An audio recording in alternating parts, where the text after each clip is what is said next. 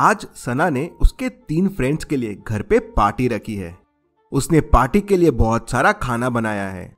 सबसे पहले कोमल आती है तो देखती है कि सना का मर्डर हो गया है। वो तुरंत डिटेक्टिव मेहुल को फोन लगाती है। डिटेक्टिव मेहुल क्राइम सीन पे पहुंच जाता है और देखता है कि सना ने 3 चीजें अपने नीचे दबा के रखी है।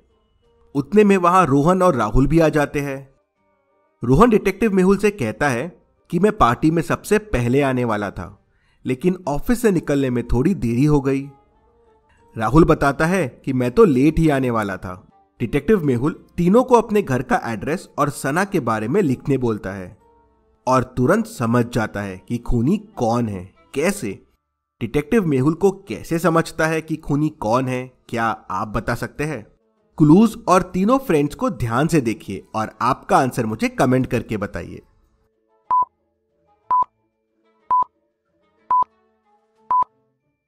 चलिए इसका आंसर देखते हैं। अगर आप ध्यान से देखेंगे तो तीनों क्लूज लेफ्ट हैंडर को पॉइंट कर रहे हैं। लेफ्ट स्लीपर, लेफ्ट ग्लव्स और लेफ्ट शूज, और इन तीनों में रोहन लेफ्टी है, तो मेहुल समझ जाता है कि सना ने रोहन के लिए क्लूज छोड़े थे। चलिए अगली पहेली देखते हैं। राजगढ़ में 3 चुड़ैलों का साया था। तीनों चुड़ैल राजा से बहुत डरती थी, तो राजमहल के आसपास नहीं भटकती थी। एक बार महल में आग लग जाती है। किसी तरह राजा बच जाता है। राजा गुस्से में तीनों चुड़ैल के पास जाता है और उनसे पूछता है, मेरे महल को तबाह किसने किया? पहली चुड़ैल कहती है, मैं तो हवा की चुड़ैल हूँ, मैं तो हिमालय घूमने गई थी, आज ही आई हूँ, मुझे कुछ नहीं पता है। दूसरी चुड़ैल कहती है, मैं तो पानी की चुड़ैल हूँ, मैं आग कैसे लगा सकती हूँ, मैं भी घूमने गई थी, मुझे कुछ नहीं पता है।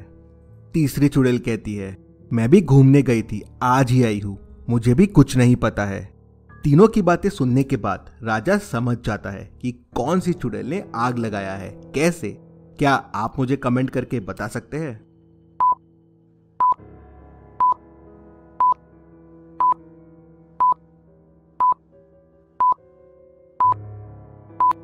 चलिए इसका आंसर देखते हैं।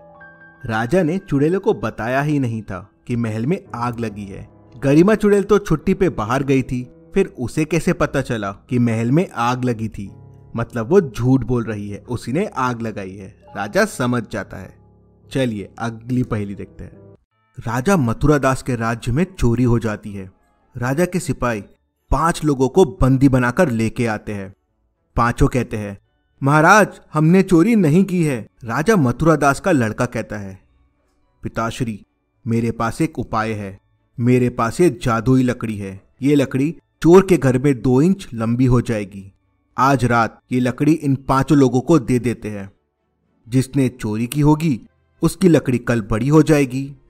5 लकड़ी लेके घर चले जाते हैं। अगले दिन 5 वापस महाराज के पास लकड़ी लेके आते हैं। 4 लोगों की लकड़ी वैसे की वैसे ही रहती है, लेकिन एक की लकड़ी 2 इंच छोटी हो जाती है। महाराज को समझ में नहीं आता लकड़ी छोटी कैसे हो गई। क्या आप बता सकते हैं लकड़ी छोटी क्यों हो गई? क्योंकि चोर की लकड़ी तो बड़ी होनी चाहिए थी। ध्यान से सोचिए और मुझे आपका आंसर कमेंट करके बताइए।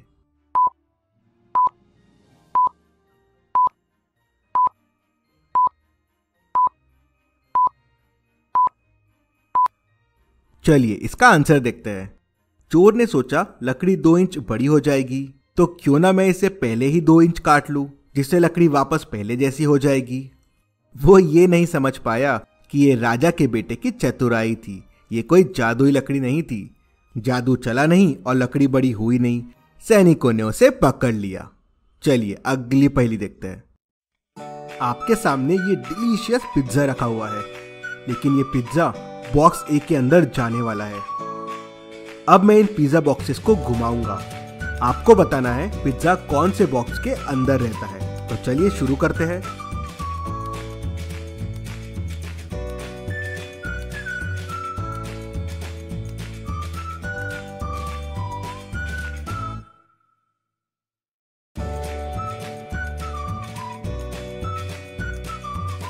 अब मुझे कमेंट में बताइए पिज्जा कौन से बॉक्स के अंदर है।